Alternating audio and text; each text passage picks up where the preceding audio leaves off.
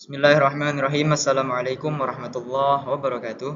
Alhamdulillahirabbil alamin wassalatu wassalamu ala asyrafil anbiya wal mursalin wa ala alihi wa sahbihi ajma'in amma ba'du. Salawat serta salam semoga selalu tercurahkan kepada baginda Nabi Muhammad sallallahu alaihi wasallam dengan mengucap lafaz Allahumma shalli ala sayyidina Muhammad wa ala ali sayyidina Muhammad. Alhamdulillah, puji syukur kehadiran Allah pada siang hari ini. Saya atas nama Raden Fadli dengan NIM 20121098 akan melaksanakan tugas UTS yang berbentuk video. Nah, di sini saya akan mempresentasikan makalah atau PPT saya yang berjudul Lafaz dari segi penggunaannya. Yang pertama ada hakikat dan majaz. Apa itu pengertian hakikat dan majaz? Nah, boleh dilihat di PPT-nya, hakikat secara bahasa adalah suatu lafaz yang digunakan menurut asalnya untuk maksud tertentu. Maksudnya, lafaz itu digunakan sejatinya untuk itu. Sedangkan secara istilah, hakikat berarti lafal yang digunakan untuk mengungkapkan makna yang ditentukan untuknya, baik dalam penggunaan kebahasaan, penggunaan syarak, maupun dalam penggunaan adat kebiasaan atau urf. Nah, menurut Wahbah Zuhaili, makna hakikat itu adalah setiap lafaz yang digunakan untuk menunjukkan arti yang semestinya bagi sesuatu yang sudah maklum atau lumrah untuk difahami. Maksudnya apa? Maksudnya, lafaz tersebut digunakan oleh perumus bahasa memang untuk itu. Seperti contohnya, kata kursi. Menurut asalnya memang digunakan untuk tempat tertentu yang memiliki sandaran dan kaki. Meskipun kemudian kata kursi itu sering pula digunakan untuk pengertian kekuasaan, namun tujuan semula kata kursi itu bukan untuk itu, tetapi untuk tempat duduk. Nah, begitu contohnya. Lanjut, slide 2, sedangkan pengertian majaz. Nah, kita masuk ke pengertian majaz. Secara bahasa diartikan suatu arti yang semua lafaz itu bukanlah diciptakan untuknya.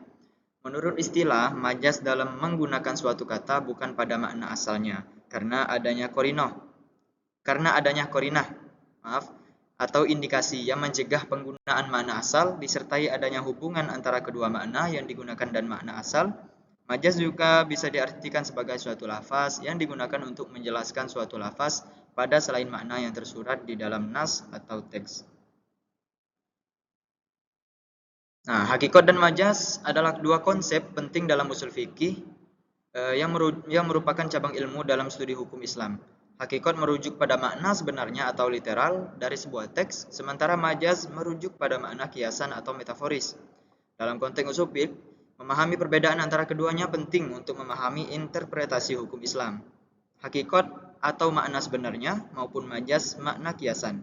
Majaz adalah cabang, sedangkan hakikat adalah pokoknya. Nah, baik.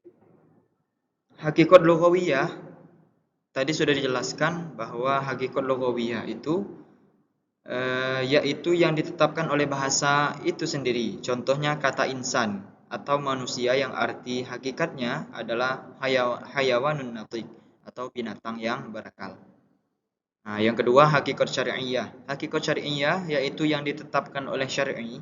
Misalnya lafaz salat yang arti hakikatnya adalah ibadah yang dimulai dari takbir diakhiri dengan salam. Yang ketiga hakikat urfiyah, yaitu yang ditetapkan oleh kebiasaan suatu lingkungan. Misalnya kata ijma' yang berlaku di kalangan ahli fikih.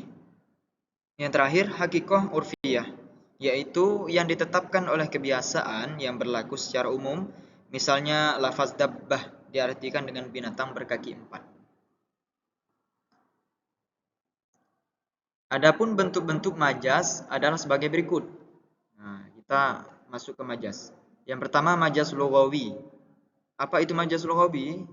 Majaz lughawi menggunakan lafaz bukan untuk arti yang sesungguhnya karena adanya qarinah lughawi atau tuntunan kebahasaan. Seperti menggunakan kata asad atau yang artinya macan digunakan untuk arti laki-laki yang pemberani. Nah, yang kedua, majaz isti'arah.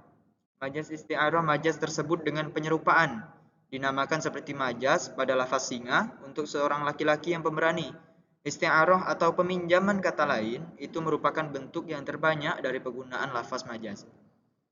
Yang ketiga, majaz syar'i. Majaz syar'i yaitu menggunakan lafaz bukan untuk arti yang sesungguhnya karena ada qarinah syar'iyyah, seperti menggunakan lafaz salat atau yang arti aslinya adalah doa. Digunakan untuk arti suatu ibadah yang tertentu. Yang keempat, majaz urfi khos. Nah, apa itu? Majaz yaitu menggunakan lafaz bukan untuk arti yang sesungguhnya karena adanya tuntutan kebiasaan yang tertentu. Yang terakhir, menurut urfi am. Majaz yaitu menggunakan lafaz bukan untuk arti yang sesungguhnya karena adanya kecocokan dan tuntutan kebiasaan yang umum atau menyeluruh. Seperti menggunakan lafaz yang artinya hewan digunakan untuk arti orang yang bodoh.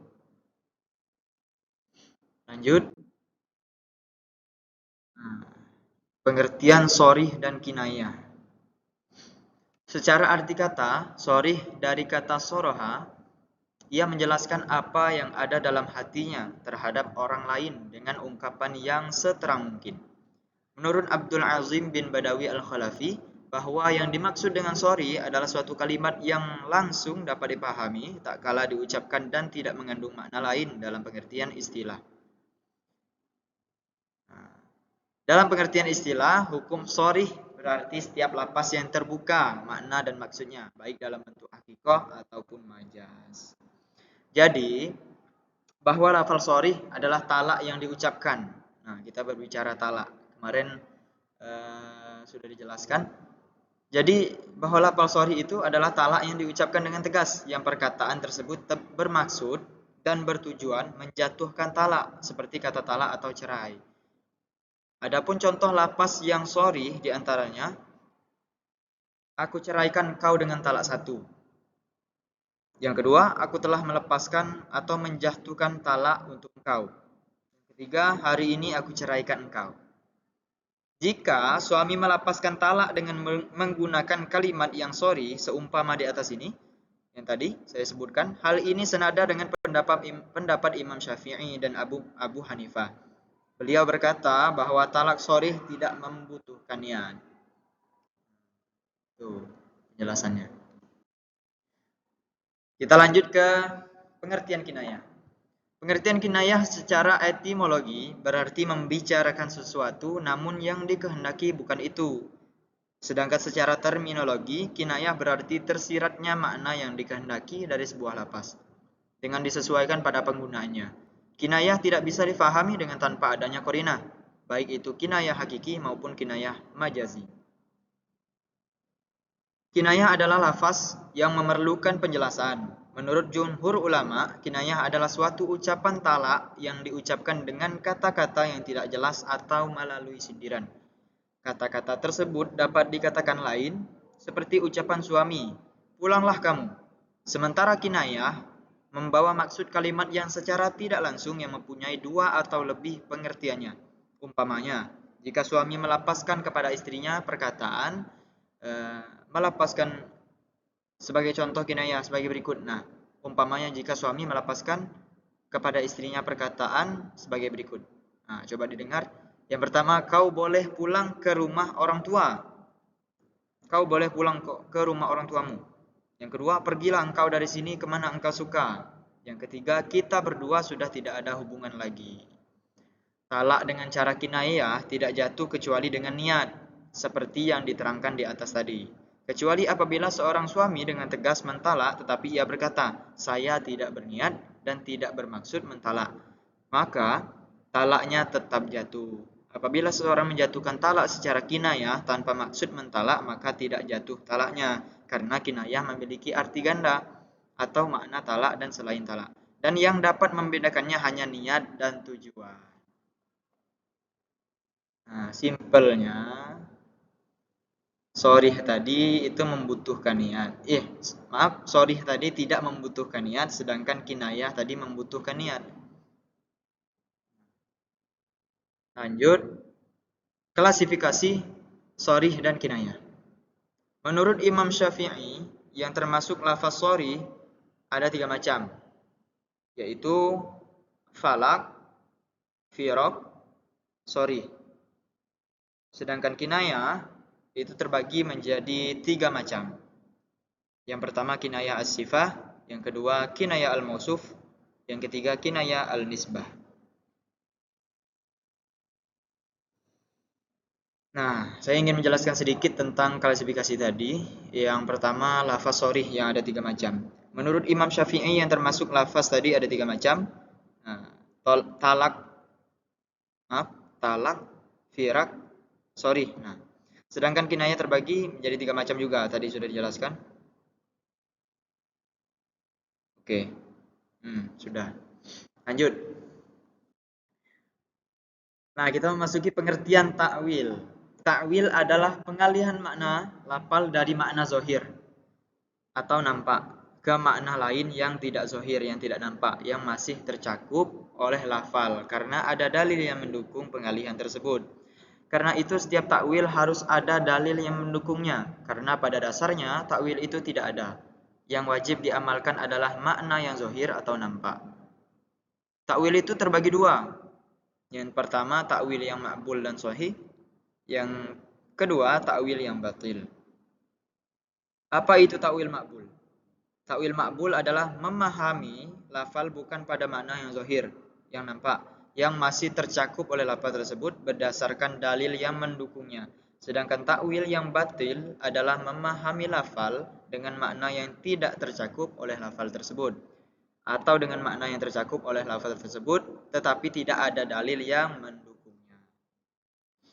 Di antara beberapa definisi takwil menurut Abdul Wahab memberi definisi bahwa memalingkan lafaz dari arti zahirnya berdasarkan adanya dalil, sedangkan menurut Ibnu Jauzi takwil adalah mengalihkan ucapan dari maudhu'nya kepada apa yang diperlukan untuk menetapkan kepada dalil yang kalau tidak demikian maka zahir lafaz tidak akan ditinggalkan. Kemudian menurut definisi yang dirumuskan oleh Abu Zahra, takwil yaitu mengeluarkan lafaz dari lahir maknanya kepada makna lain yang ada kemungkinan untuk itu. Lanjut yang F, syarat-syarat takwil. Adapun syarat-syarat takwil itu ada 2. Yang pertama, lafaz itu dapat menerima takwil seperti lafaz zahir dan lafaz nas serta tidak berlaku untuk muhkam dan mufassar. Yang kedua, lafaz itu mengandung kemungkinan untuk ditakwil karena lafaz tersebut memiliki jangkauan yang luas dan dapat diartikan untuk takwil serta tidak asing dengan pengalihan kepada makna lain tersebut. Ada hal-hal yang mendorong untuk takwil, seperti bentuk lahir lafaz berlawanan dengan kaidah yang berlaku dan diketahui secara doruri atau berlawanan dengan dalil yang lebih tinggi dari dalil itu. Contohnya, suatu hadis menyalahi maksud hadis yang lain, sedangkan hadis itu ada kemungkinan untuk ditakwilkan, maka hadis itu ditakwilkan ketimbang ditolak sama sekali. Nas itu menyalahkan dalil, nas itu menyalahi dalil lain yang lebih kuat dilalahnya. Contohnya, suatu lafaz dalam bentuk zahir diperuntukkan untuk suatu objek tetapi ada makna lain yang menyalahinya dalam bentuk nas. Nah, lafaz itu merupakan suatu nas untuk suatu objek tetapi menyalahi lafaz lain yang mufassar. Dalam semua bentuk ini berlakulah takwil. Takwil itu harus mempunyai sandaran kepada dalil dan tidak bertentangan dengan dalil yang ada. Terima kasih. Mungkin ini saja yang dapat saya presentasikan. Mohon maaf banyak kurangnya. Mohon ampun kepada Allah, minta maaf saya kepada manusia. Akhirul kalam. Summa salatu wassalamu alaikum warahmatullahi wabarakatuh.